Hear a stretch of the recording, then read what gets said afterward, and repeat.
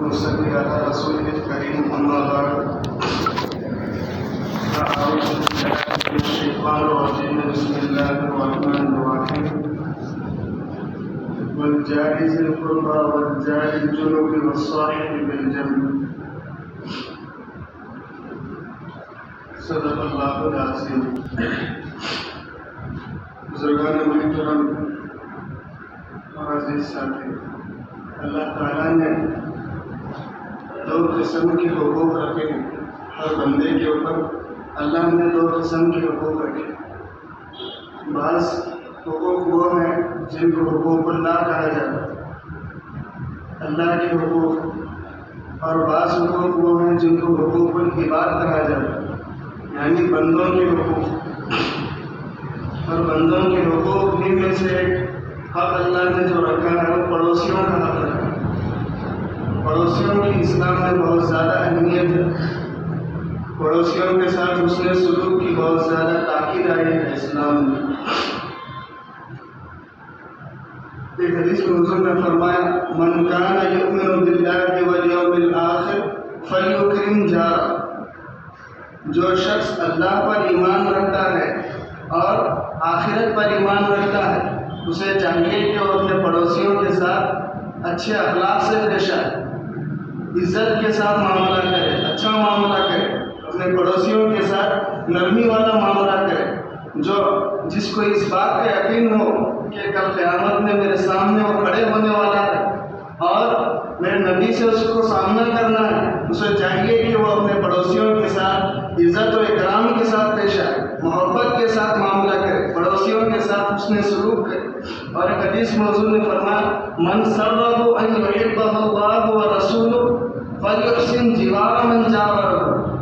یہ حدیث کے الفاظ پہ آپ غور کریے. حضور فرما رہے ہیں جسے یہ بات پسند کرے کہ اللہ اور اس کا رسول اس سے محبت کرے. حضور یہ نہیں فرما رہے کہ اس کو اللہ اور اس کے رسول کی محبت نصیب ہو جائے، مل جائے، یہ بات نہیں فرما، بلکہ حضور یہ فرما رہے ہیں کہ جس کو یہ بات پسند کرے کہ اللہ اور اس کا رسول اس سے محبت کرے تو اسے چاہیے کہ وہ اپنے پڑوسیوں کے ساتھ اچھا سلوک کرے. اتنی بڑی جو ہے بات حضور فرما رہے ہیں. اور اللہ تعالیٰ قیامت کے دن فرمائیں گے اپنے بندے سے کہ اے میرے بندے میں بیمار تھا تو میری عیادت کے لیے نہیں آیا، اور جو ہے میں بھوکا تھا تو نے مجھے کھانا نہیں کھلایا، اور میں پیاسا تھا تو نے مجھے پانی نہیں پلایا. تو بندہ کہے گا کہ اللہ آپ تو کھانے سے پاک ہے، آپ تو پینے سے پاک ہے، آپ تو جو ہے بیماری سے پاک ہے، میں آپ کو کیسے کھانا کھلاتا، کیسے آپ کو پانی پلاتا اور کیسے آپ کی عیادت کرتا. تو اللہ تعالیٰ اپنے بندے سے فرمائیں گے کہ فلاں بندہ تیرے پڑوسی میں بھوکا تھا، اگر تو اسے کھانا کھلاتا تو مجھے کھانا کھلانے والا تو شمار ہوتا. فلاں بندہ تیرے پڑوسی میں پیاسا تھا، اگر تو اسے پانی پلاتا تو مجھے پانی پلانے والا تو شمار ہوتا. اور فلاں بندہ تیرے پڑوسی میں بیمار تھا، اگر تو اس کی عیادت کے لیے جاتا تو میری عیادت کرنے والا شمار ہوتا. اتنی بڑی بات پڑوسی کے متعلق حضور نے فرمائی. اور ایک صحابی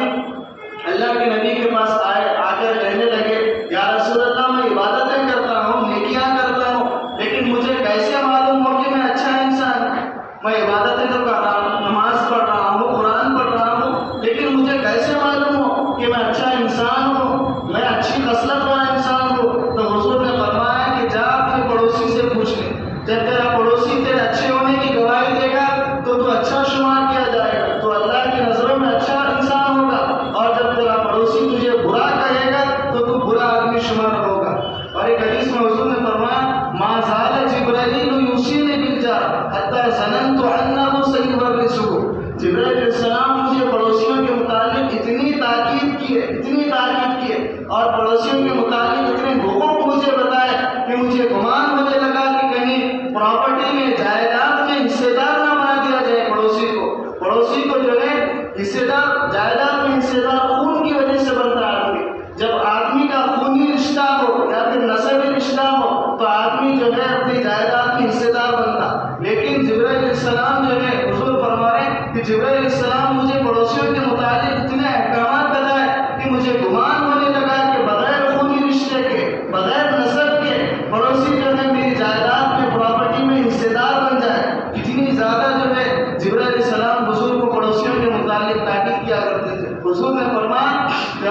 گھر میں شوربہ بناؤ اور وہ شوربہ اتنا ہو کہ صرف اپنے لیے کافی ہو اور اپنے گھر والوں کے لیے جو ہے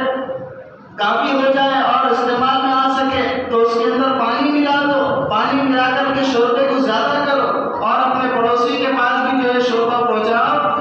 ایسا نہ ہو کہ تم پیٹ بھر کر کے کھا لو اور تمہارا پڑوسی جو ہے بھوکا رہ جائے۔ حضور نے فرمایا کہ آدمی پیٹ بھر کر کھائے اور اس کا پڑوسی بھوکا رہ جائے تو وہ آدمی ایمان والا نہیں۔ ایک حدیث میں تو حضور نے 3 مرتبہ فرمایا واللہ لا یؤمن، واللہ لا یؤمن، اللہ کی قسم ایمان والا نہیں ہے۔ لیس المؤمن الذی یشبع وجارہ جائع، کہ آدمی خود تو پیٹ بھر کے کھائے لیکن اس کا پڑوسی بھوکا رہ جائے، ایسا آدمی ایمان والا نہیں ہے۔ حضور نے اتنی سخت وعید فرمائی۔ اور ایک حدیث میں حضور نے فرمایا ملعون یؤذی جارہ، اللہ کی لعنت برستی ہے اس آدمی پر جو اپنے پڑوسیوں کو تکلیف پہنچاتا ہے، ایذا دیتا ہے، ہر بات میں اپنے پڑوسیوں سے لڑتا ہے۔ پڑوسیوں کو تکلیف دینا بہت ساری اس کی قسمیں ہیں۔ پڑوسی کے گھر کے سامنے جو ہے ہم گاڑی لگاتے ہیں، اس بیچارے کو آنے جانے میں تکلیف ہو رہی، یہ بھی پڑوسیوں کو تکلیف دینے میں شمار ہوتا ہے۔ پڑوسی کے گھر کے سامنے جو ہے گندگی ڈالتے رہے، اس کے گھر کے سامنے کچرا ڈالتے رہے اور جو ہے اپنے گھر کی گندگی اس کے گھر کے سامنے کرتے رہے، یہ بھی پڑوسیوں کو تکلیف دینے میں شمار ہے۔ ہمارے گھر میں کچھ دعوت ہے رات میں اور رات میں زور زور سے باتیں کر رہے، ناش گانا ہو رہا، اس کی وجہ سے اس بیچارے کی جو ہے نیند میں خلل ہو رہا اور اس کو تکلیف ہو رہی ہے، اس کے معاملات میں جو ہے تنگی آ رہی ہے، یہ بھی پڑوسیوں کو تکلیف دینے میں شمار ہے۔ حضور نے فرمایا کہ اپنی دیوار کے اگر تم اٹھاؤ تو اتنا سوچ کر کے اٹھاؤ کہ اپنے پڑوسی کے گھر میں ہوا آنے جانے سے بند نہ ہو جائے۔ اگر ہوا بھی پڑوسی کے گھر میں آنے سے تم روک رہے ہو تو تم سمجھو کہ اپنے پڑوسی کو تم تکلیف دینے والے ہو۔ ایک آدمی جو ہے حضور کے پاس آیا، ایک صحابی حضور کے پاس آئے، آ کر کہنے لگے یا رسول اللہ ہمارے پڑوس میں ایک عورت ہے اور جو ہے نمازیں تو پڑھتی ہے، نفل کی بھی جو ہے اہتمام کرتی ہے، تہجد کی نماز پڑھتی ہے، روزہ رکھتی ہے اور جو ہے صدقات اور خیرات بھی کرتی ہے، مال بھی خرچ کرتی ہے، لیکن اپنے پڑوسیوں کو تکلیف دیتی ہے، اپنی زبان سے جو ہے اپنے پڑوسی کو تکلیف دیتی ہے۔ تو حضور نے فرمایا کہ یہ فی النار، وہ عورت دوزخ کی ہے، جہنمی ہے وہ عورت کی نمازیں، اس کے صدقات، اس کے فکرے اور اس کی تہجد جو ہے اس کو جہنم میں جانے سے نہیں بچا سکتی، جبکہ اس کے پڑوسی اس سے محفوظ نہ ہو، جبکہ اس کے پڑوسیوں کو اس سے تکلیف نہ پہنچے، تبھی وہ عورت جو ہے جنت میں جائے گی، ورنہ اس کی نمازیں، اس کی نیکیاں اس کو جنت میں نہیں لے کر کے جا سکتی۔ تو پڑوسیوں کا بہت زیادہ جو ہے اسلام میں تاکید آئی ہے۔ اور ایک حدیث میں حضور نے فرمایا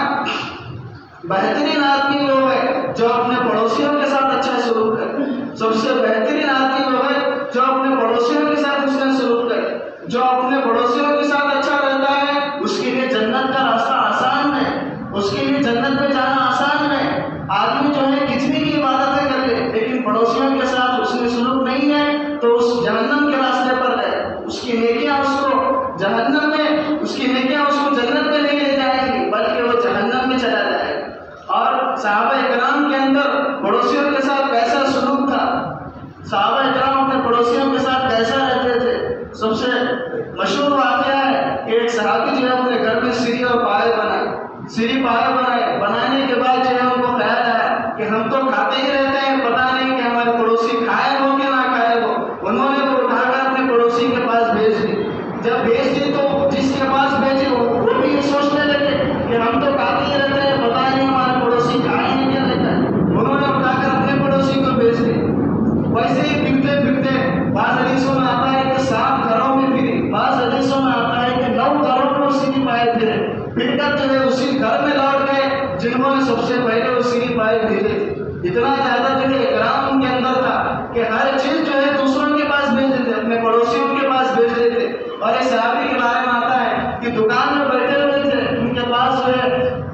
گاہک آیا تو یہ کہنے لگے کہ بھائی تم میرے پڑوسی میں جو دکان ہے اس کے پاس سے جا کر چیز خرید لو اور اس کے پاس سے جا کر کے تم چیز لے لو۔ تو گاہک پریشان ہوا کہ آدمی تو جو ہے گاہک آنے پر خوش ہوتا ہے اور جو ہے اس کا استقبال کرتا ہے اور گراہک کو جو ہے اپنی طرف بلاتا ہے تاکہ اپنا فائدہ ہو جائے، اپنا نفع ہو جائے، گاہک کو جو ہے بلاتا ہے آدمی۔ یہ کیسا آدمی ہے کہ اپنے پڑوسی کے پاس جو ہے گراہک کرانے کے لیے جو ہے بازو دے رہا، تو پریشان ہو کر پوچھنے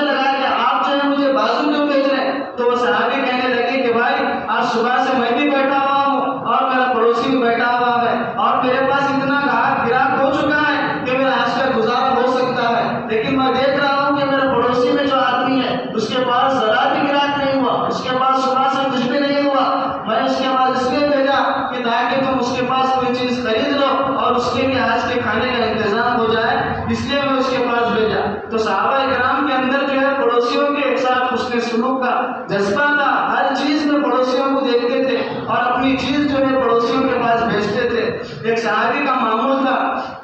فجر کی نماز میں جو ہے ڈیلی آتے تھے، فجر کی نماز ہوتے ہی فوراً سلام پھرتے ہی اٹھ کر چلے جاتے، فوراً سلام پھرتے ہی اٹھ کے چلے جاتے۔ ان کا یہ معمول تھا۔ صحابہ کرام کو بڑا غصہ آتا کہ بھائی حضور ابھی بیٹھے ہوئے ہیں، ایک ایسے صحابی ہیں سلام پھرتے ہی اٹھ کے چلے جا رہے ہیں، اور دوسرے صحابہ کا یہ معمول تھا کہ جب تک حضور نہیں جاتے اس وقت تک صحابہ نہیں جاتے تھے، حضور کے پاس بیٹھے رہتے تھے۔ تو وہ صحابی کا جو ہے عجیب معمول تھا، بیٹھتے تھے، جیسے ہی دوسرا سلام پھرتے اٹھ کر چلے جاتے فجر کی نماز میں۔ صحابہ دیکھے حضور کوئی بات معلوم ہوئی، لیکن تھوڑے دن جو ہے حضور دیکھتے رہے۔ پھر ایک دن جو ہے حضور اچانک پوچھے، بھائی تم فجر کی نماز میں آتے ہو ڈیلی اور سلام پھیرتے ہی چلے جاتے، انتظار ہی نہیں کرتے، آتے کیا وجہ ہے، تم فوراً چلے جاتے؟ تو وہ صحابی کہنے لگے، یا رسول اللہ میرے 3 سال کے 4 سال کے تو بچے ہیں،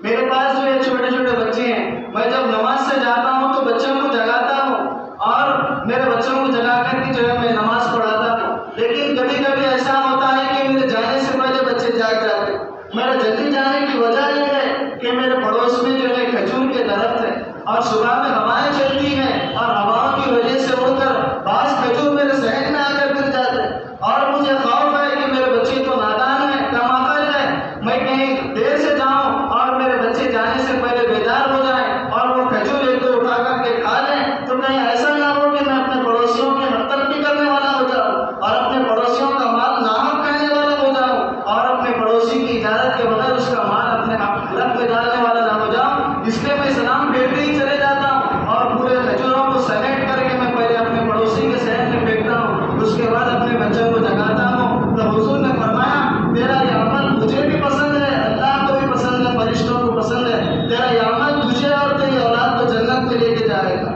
تو صحابہ کرام جو ہے ایک کھجور بھی اپنے پڑوسی کا نام کہنے سے اعتراض کرتے تھے اور اپنے پڑوسیوں کو تکلیف دینے سے جو ہے بچا کرتے تھے۔ حضرت ایک بزرگ گزرے ہیں باعث بستانی رحمۃ اللہ علیہ، بہت بڑے پائے کے بزرگ ہیں، بہت بڑے بزرگ گزرے ہیں باعث بستانی رحمۃ اللہ علیہ۔ ان کے پڑوس میں ایک غیر مسلم رہتا تھا اور وہ آدمی جو ہے کاروبار کے لیے گیا ہوا تھا باہر، تجارت کے لیے پہلے لوگ جو ہے باہر جایا کرتے تھے اور 15 دن کے لیے 1 مہینے کے لیے ایسا جایا کرتے تھے، اور وہ اس کا آدمی جو ہے تجارت کے لیے باہر گیا ہوا تھا اور بحیثیت بستانی رحمۃ اللہ علیہ اس کے پڑوسی میں کچھ دن گزرے تھے کہ اس کے گھر سے جو ہے رونے کی آواز آنے شروع ہوئی، اس کے بچوں کی جو ہے ڈیلی رات ہوتی بچوں کے رونے کی آواز آتی۔ بحیثیت بستانی سنے، ایک دن سنے اور دوسرے دن سنے،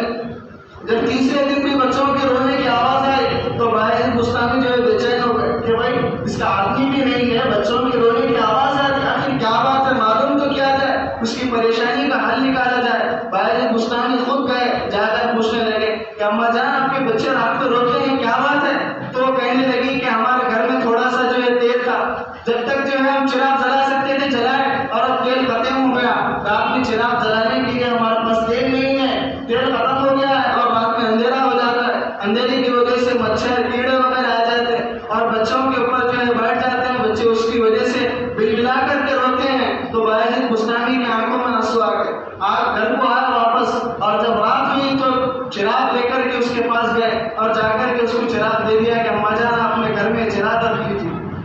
اور ڈیلی یہی معمول تھا، لیکن اس کے پاس چراغ لے جا کر خود دیتے اور صبح واپس لے لیتے، ڈیلی یہی معمول تھا۔ جب اس کا شوہر واپس آیا تو عورت جو ہے سنانے لگی اور باعث بستانی کی تعریف کرنے لگی کہ دیکھو ہمارے مذہب کا نہیں ہے، دوسرے مذہب کا آدمی ہے، لیکن آپ کے بچوں کا اتنا خیال کیا، آپ کے بچوں کی نیند کی فکر کیا، آپ کے بچوں کے سکون کی فکر کیا۔ تو وہ آدمی کی جو ہے دل میں بات اتر گئی، دل جو ہے اس کا کانپنے لگا اور کہنے لگا کہ بھائی جس گھر میں باعث بستانی کا چراغ جل جائے اس گھر میں جو ہے کفر کے اندر ہے اور کفر کی تاریکیاں نہیں رہ سکتی، اس گھر میں جو ہے کفر نہیں رہ سکتا، اسی اسی وقت جو ہے اپنی بیوی اور بچوں کو لے کر باعث گستاخی کی خدمت میں حاضر ہو گیا اور کہنے لگا کہ آپ نے چراغ جلا کر ہمارے گھر کو تو روشن کر دیا، ذرا کلمہ پڑھا کر کے ہمارے دل کو بھی جو ہے ایمان کے نور سے روشن کر دیجیے، ایمان کے نور سے منور کر دیجیے۔ اس کے سلوک کی وجہ سے جو ہے غیر مسلم جو ہے اسلام کی طرف مائل ہو گئے، غیر مسلموں کے دلوں میں اسلام کی محبت آتی۔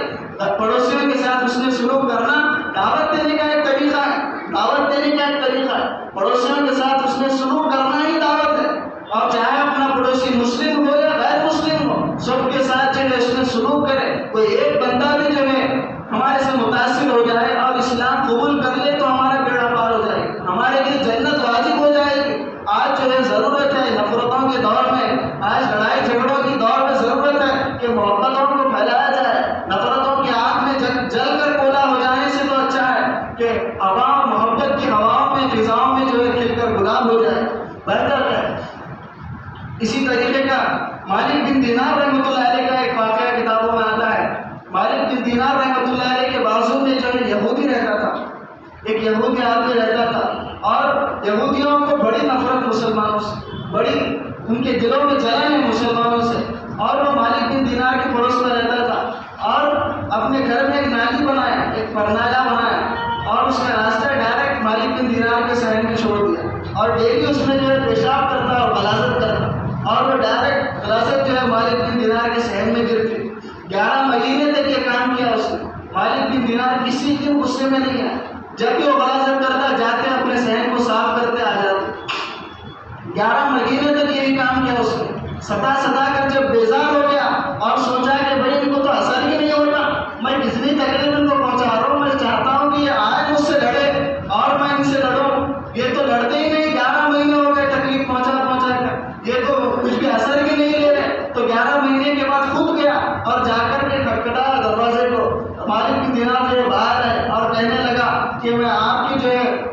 گھر میں پرنالا بنایا ہوں اور غلاظتیں ڈالتا ہوں، گندگی ڈالتا ہوں، آپ کو غصہ نہیں آتا؟ تو کہنے لگے کہ غصہ کس بات کا؟ بھائی اپنے پڑوسی کی جو ہے ضرورت پوری ہو رہی ہے، حاجت پوری ہو رہی ہے، تو غصہ کس بات کا؟ جب اپنے پڑوسی کی جو ہے مدد کرنے میں جو ہے شامل ہو رہے ہیں تو ہم ثواب کے مستحق ہیں، غصہ کس بات کا؟ مجھے غصہ نہیں آتا۔ تو وہ جو ہے اسی وقت اس کی آنکھوں میں آنسو آ گئے اور کہنے لگا کہ میں نے تورات میں پڑھا تھا کہ جو آخری نبی ہوں گے ان کے اندر علم ہوگا، ان کا سینہ چوڑا ہوگا اور ان کا سینہ کشادہ ہوگا، ان کے اندر برداشت کا مادہ بہت زیادہ ہوگا۔ ارے میں حضور کو تو نہیں دیکھا، میں تو آخری نبی کو نہیں دیکھا، لیکن ان کا ایک ادنا غلام کے اندر اتنا برداشت کا مادہ ہے، اتنا حوصلہ ان کے اندر ہے، تو پھر ان کے غلام کے اندر اتنا حوصلہ ہے تو پھر آقا نامدار کا کیا معاملہ ہوگا؟ ان کے اندر برداشت کا مادہ کتنا زیادہ ہوگا۔ یہ کہہ کر کے اور مالک بن دینار سے کہنے لگا کہ آپ مجھے کلمہ پڑھا دیجیے۔ واقعی آج مجھے یقین ہو گیا کہ اسلام سچا مذہب ہے، اسلام جو ہے اللہ کا دین ہے، مجھے کلمہ پڑھا دیجیے۔ اور اسی وقت جو اسلام میں داخل ہو گیا، تو اس کے اسلام میں داخل ہونے کا سبب کیا بنا؟ حسن اخلاق بنے، اپنے پڑوسیوں کے ساتھ اچھا سلوک کرے۔ آج اس بات کی ضرورت ہے کہ ہم جو ہے دوسری نیکیاں تو کر رہے ہیں لیکن پڑوسیوں کے ساتھ معاملہ اچھا نہیں ہے، بات بات پہ جھگڑ رہے ہیں، لڑائی جھگڑا کر رہے ہیں، گالی گلوچ کر رہے ہیں، اور زیادہ آج اس بات کی ضرورت ہے کہ ہم غیر مسلموں کے ساتھ اچھا سلوک کریں۔ اگر ہمارا پڑوسی غیر مسلم ہے تو اس کے ساتھ اور بھی زیادہ حسن سلوک کرے تاکہ اسلام اور مسلمانوں کی محبت اس کے دل میں بیٹھے اور وہ اسلام کے قریب آتا چلا جائے۔ اور یہ پڑوسیوں کے ساتھ اس میں سلوک کرنا بہت بڑا باعث اجر و ثواب ہے۔ حضور نے فرمایا جس نے پڑوسی کو تکلیف دی اس نے مجھے تکلیف دی، اور جس نے مجھے تکلیف دی اس نے اللہ کو تکلیف دی، اور جس نے پڑوسی سے جھگڑا کیا اس نے مجھ سے جھگڑا کیا، اور جس نے مجھ سے جھگڑا کیا اس نے اللہ سے جھگڑا کیا۔ حضور نے جو ہے پڑوسیوں کی اہمیت سمجھانے کے لیے بات فرمائی کہ جو پڑوسیوں کے ساتھ اچھا سلوک کرے گا وہ میرے سے اچھا سلوک کرنے والا ہے، اور جو پڑوسیوں کے ساتھ اچھا سلوک نہیں کرتا وہ مجھ سے اچھا سلوک کرنے والا ہے۔ تو میرے خیال خلاصہ یہی ہے کہ اپنے پڑوسیوں کے ساتھ اس میں سلوک کرے، اچھا معاملہ کرے ہر بات میں۔ حضرت ابوبکر صدیق کے بیٹے کا جو ہے ایک نان مسلم سے، ان کے بازو میں پڑوس میں جو ہے غیر مسلم تھا، اس سے جھگڑا ہو گیا، لڑائی تک بات آ گئی۔ حضرت ابوبکر صدیق آئے، آ کر کے جو ہے بات نہیں سنی کسی کی، بھائی صحیح کون ہے غلط کون ہے مجھے نہیں معلوم، فوراً اپنے بیٹے کو ڈانٹنے لگے کہ بھائی اس سے معافی مانگ، تو اپنے پڑوسی سے لڑتا ہے، میں تو تیرے گھر سے دور رہتا ہوں، تیرے اچھے برے میں 24 گھنٹے میں سب سے پہلے تیرے پاس تیرا پڑوسی آئے گا، تیرے مدد کرنے کے لیے ہر